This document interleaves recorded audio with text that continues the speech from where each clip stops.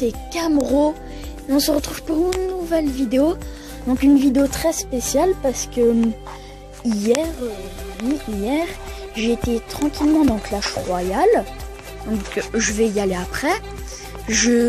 Comme dans tous les coffres, je tape sur le coffre donc pour l'ouvrir. Et là tout d'un coup j'appuie très vite et là je vois une carte débloquée. Donc je me dis bien sûr, comme tout le monde, quand tu appuies très vite, j'ai pas eu le temps de voir quoi comme carte. Donc je me suis dit c'est quelle carte débloquée. Et là tout d'un coup je regarde dans les cartes que j'ai et je vois la carte. Je ne vous dis pas pour l'instant c'est laquelle, mais je vais aller sur Clash Royale pour vous la montrer. Donc 3, 2, 1 Clash Royale maintenant. Pas de son parce que sinon dans la vidéo ça gâche ma vidéo. Et j'étais tranquillement comme ça avec mon deck PK double prince, je vois la bûche, ok. Je descends et là je vois Alléluia, Alléluia. Bien sûr j'étais vraiment super content, surtout que comme je vous l'ai dit tout à l'heure, je l'ai gagné dans un coffre en argent, ce qui est encore plus rare. Et bien sûr comme je l'ai eu hier, j'ai eu le temps de créer un deck. Alléluia aussi. C'est en fait un deck double prince, très logique, et en plus avec du mineur cochon. Le but est de mettre le mineur et après le cochon, donc le mineur qui va tanker les dégâts, et le cochon après, vous allez dire ouais mais le mineur il tank pas trop, mais il a quand même 1000 points de vie, sachant que le chevaucheur, ouais, mais bon, il tank quand même les dégâts parce que c'est le chevaucheur, donc il va mettre le plus de coups parce que c'est le plus important. Après bien sûr il pourra aussi permettre d'attirer les coups, tous les trucs comme ça. Après on a mis les esprits de feu parce que après les esprits de feu sont très utiles et j'ai vraiment du mal à m'en passer dans des decks. De base je mets plus le zap, sauf la bûche. De base je mets plus le zap, sauf que là j'ai voulu mettre la bûche parce que sans vous mentir, la bûche, j'ai fait quelques tests, elle est meilleure. Elle est meilleure en défense, mais par contre le zap est meilleur en attaque pour l'assaut comme c'est, au cas où s'il y a une tour d'enfer et tout. Donc on verra, on fera un essai avec la bûche et un essai avec le zap pour ce deck. La méga gargouille, c'était soit ça, soit les 3 gargouilles, sauf que je me suis rendu compte que s'il me joue Molos, ce qui est pas rare du tout, je vais vous montrer par exemple. Bon là c'était surtout du zapping. Bon, ce dragon de l'enfer, mais il y a pas très longtemps je jouais Molos, enfin ils jouaient tous Molos, donc on va encore descendre. Voilà, Molos, là.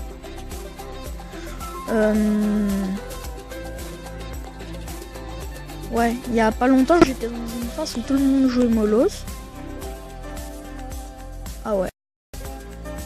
Bon, en tout cas, je retrouve plus, mais on tombe souvent sur des que la méga gargouille peut gérer. Par exemple, s'il met une sorcière et tout, bah, je peux même mettre la méga gargouille, elle va gérer la sorcière. Et puis tout court, j'aime bien la méga gargouille et j'avais envie de la mettre. Et je la trouve meilleure aussi, enfin dans ce deck. Le mini PK parce que j'ai vraiment du mal à m'en passer dans des decks, même si pour l'instant ma carte préférée c'est le chevaucheur de cochon parce que chevaucheur de cochon et mineur, donc ça dépend un peu, mais bon. On va revenir sur celui-là. Bien sûr, le mini PK j'ai vraiment du mal à m'en passer. Et comme dans ce deck, après pour le double prince, comme dans les decks j'adore avoir du double assaut. Là mon double assaut c'est mineur, chevaucheur et double prince. Même si j'ai très mal expliqué, j'espère vous avoir bien expliqué pourquoi j'ai mis ces cartes et pourquoi je les ai choisies. Ah oui, aussi les esprits de feu ils gèrent beaucoup de trucs, ils peuvent aussi stopper la charge par exemple d'un prince, enfin plein de choses. C'est vrai que sur le coup j'aurais pu choisir les esprits de glace, sauf que les esprits de feu sont plus utiles pour les gargouilles. Et là j'ai des excuses, méga gargouille, bon elle m'a quand même servi, gargouille, enfin surtout les hordes de gargouilles, bon méga gargouille, horde de gargouille, horde de gargouille, méga gargouille, horde de gargouille, méga gargouille, méga gargouille. Bon, horde de gargouille, enfin vous voyez, ils peuvent servir pas mal. Et puis même s'il a un truc que je peux pas gérer, voilà. Ah oui, et la bûche, elle coûte vraiment pas cher comme le zap, mais elle peut... Enfin, je la préfère. Et puis elle est mieux pour finir et tout. Et ah oui, bien sûr, avant de commencer la vidéo, bien sûr, si par exemple j'ai bien amoché sa tour aussi pour ce deck, l'avantage c'est que la bûche elle grade bien. Et par exemple si après il défend beaucoup trop, la bûche elle grade bien. Et puis je peux quand même mettre le mineur, sachant qu'il a un peu plus de 1000 de points de vie et il fait 64 de dégâts par coup et qu'il tape quand même, il a une bonne cadence. Elle a une cadence de 1,2 secondes, enfin toutes les 1 seconde et 200 centièmes ou 2 dixièmes comme vous préférez après. Bon voilà, et bah il tape quand même assez souvent, il fait quand même pas mal de dégâts, donc pour une tour ça la mange bien. Et on peut aussi bien sûr faire du mineur méga mineur PK. Enfin on a vraiment un choix infini. Comme aussi par exemple, je vais bientôt commencer, ne vous inquiétez pas, le chaucheur de cochon esprit de feu. Bon bien sûr maintenant on va commencer la vidéo parce que je pense que vous en avez marre que je vous explique et nous allons passer à l'action. Donc là dans ce qu'on a en dessous, là les cartes, nous avons le double prince en main. Nous allons avec nos deux doigts cliquer sur deux princes en même temps et comme ça. On va les positionner comme ça.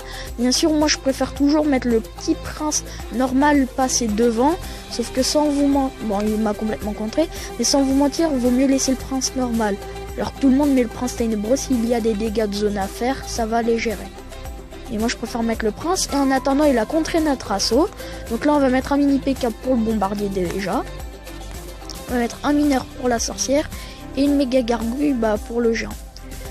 Par contre je risque quand même de prendre cher. Bon ça on a la bûche. J'aurais pu faire pire comme défense. Sans vous mentir, je suis assez fier de moi, sachant qu'il avait mis un rat. Donc pour l'instant nous avons un méga gargouille qui ne va pas pouvoir mettre le coup, hein. On n'est pas malade. Donc là notre petit prince, prince 3 du sale sur le sorcier. Boum, on va mettre notre chevaucheur de cochon. Bon j'aurais peut-être pas dû mais bon. Boum, il va quand même tenter un... Bof, c'est mort. Il me saoule par contre avec son armée de squelettes. On va devoir mettre le prince ténébreux. Hein. Et sans vous mentir, le prince ténébreux, si vous avez le choix, ne mettez pas le prince ténébreux contre une armée de squelettes. Hein. C'est une des pires défenses contre l'armée de squelettes. Juste parce qu'il fait, c'est la seule carte que j'avais en main qui faisait des dégâts de zone. Hein. Sinon, faut pas la mettre. Petit conseil, parce que des fois, il y en a, ils regardent des vidéos, ils disent ah tiens, il fait ça. Donc en fait, c'est trop puissant, alors pas du tout. Boum. Le bombardier qui était pas loin de mourir par rapport à la bûche. Bon là par contre sans vous mentir je viens de vous présenter un deck. Enfin présenter un deck, pas comme... En fait je fais que des présentations de decks sans légendaire. Mais là comme j'ai de légendaires, présentation de deck c'est juste que je joue un deck que j'ai créé quoi. Voilà, mineur chevaucheur, esprit de feu et bûche. Ah là je mets le paquet. Là faut faire la tour. Je me la suis faite. Ah oui et j'ai l'impression... Soit si je le remarque maintenant je suis en gros boulet, ça c'est vraiment que ça a vraiment été en mise à jour. Mais maintenant quand la bûche elle tape un peu plus loin. Je suis dans le gros caca, je suis dans le gros caca, je suis dans le gros caca. Boum. En moitié géré tout ça. Bon là il va sur le 3-0, faut pas chercher. Mais au moins vous avez pu voir la puissance des assauts. Je me suis directement fait une tour. Mais lui il avait commencé à créer un effet de masse. Et les effets de masse, à part si tu as une double roquette et comme la roquette démonte tout, j'aurais tout explosé. À part si vous avez une double boule de feu, vous aurez pu pas rien gérer. Les effets de masse en fait le problème c'est qu'il y a trop de cartes et dès que nous posons une carte, même si par exemple c'est un spawner avec un effet de masse et que vous mettez sorcier Valkyrie, vous allez quand même vous faire exploser. Hein. Faut pas chercher. Donc là on va tenter du chevaucheur prince ténébreux esprit de feu. Donc là on est vraiment tombé contre un niveau 7. Hein. Je sais pas comment il va faire mais bon. Surtout que j'ai plusieurs légendaires. Mais en attendant en fait faut pas chercher les effets de masse, c'est... je sais pas comment dire mais ça explose en tout cas. En fait le problème de l'effet de masse c'est quand tu poses une carte, comme ça fait un effet de masse, logiquement dès que tu essayes de contrer ce fameux effet de masse, et c'est lui qui va te contrer. Tu peux rien faire. Si t'as un effet de masse, t'as plein de cartes, tu en poses une, l'effet de masse fait tellement de dégâts et a tellement de points de vie que par exemple mon prince aura le temps de donner un coup pour mourir après. Donc en plus de ne pas faire de bénéfice en élixir, ok je comprends pourquoi il est monté, en plus de ne pas faire de bénéfice en élixir, ça t'en fait, en plus de pas faire de bénéfice en élixir, je vais finir ma phrase, et il nous met beaucoup de dégâts, parce que tu vas pouvoir l'occuper avec un peu de temps, et dès que tu auras plus de quoi l'occuper, comme je vous ai dit, l'effet de masse fera beaucoup de dégâts, et va l'exploser. Bien sûr, je tiens à dire que de base, la discussion était qu'il m'avait défoncé avec un effet de masse et je suis parti sur le débat des effets de masse. Donc là, on va tenter notre tasse mineur cochon bûche. Bien sûr, la bûche qui est très bien et qui recule en même temps les troupes. Donc, cool quoi. Aïe, des petits manques de connexion, pas trop en vidéo. Donc non, j'aurais pas essayé le zap dans un combat. On fiche. Là, par contre, je prends très cher. Allez, la sorcière, au moins meurt. Boum. Même pas. Non, il va sur notre tour. Il va sur notre tour. Ouh. Aïe. Oui, j'ai réussi à survivre. Allez, normalement, on gagne. Parce qu'en plus, sinon, la vidéo sera trop longue. Donc, je devrais la recommencer. Allez, notre petit assaut, au cas où, s'il tente de se faire notre tour. Et boum. On tente le gros assaut, je veux dire. On va mettre une petite...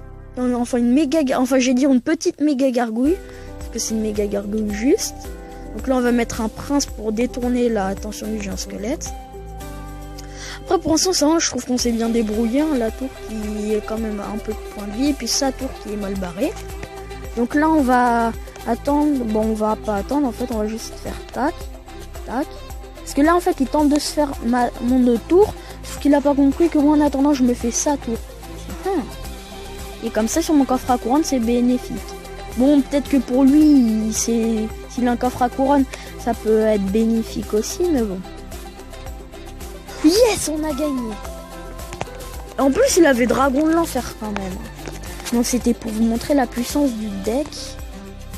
Le pire, c'est que j'ai juste de le créer. Hein. De base, je jouais ce deck. Et j'ai juste de le créer. Je le trouve vraiment formidable. Faut que j'arrête de chanter en vidéo, mais bon. Donc en attendant, si vous êtes content pour moi aussi que j'ai eu le mineur, vous aimez bien ce deck et que vous aimez cette vidéo et ma chaîne YouTube, ça fait beaucoup de choses, je sais. N'hésitez pas à lâcher un gros pouce bleu parce que les gros pouces bleus c'est mieux que les petits pouces bleus. Et aussi n'hésitez pas à vous abonner à la chaîne parce que j'adore quand vous abonnez à la chaîne. Après, on fera une armée de petits abonnés pour exploser toutes les autres chaînes YouTube. Non, je rigole, mais en tout cas, j'aimerais bien qu'on augmente un petit peu en abonnés.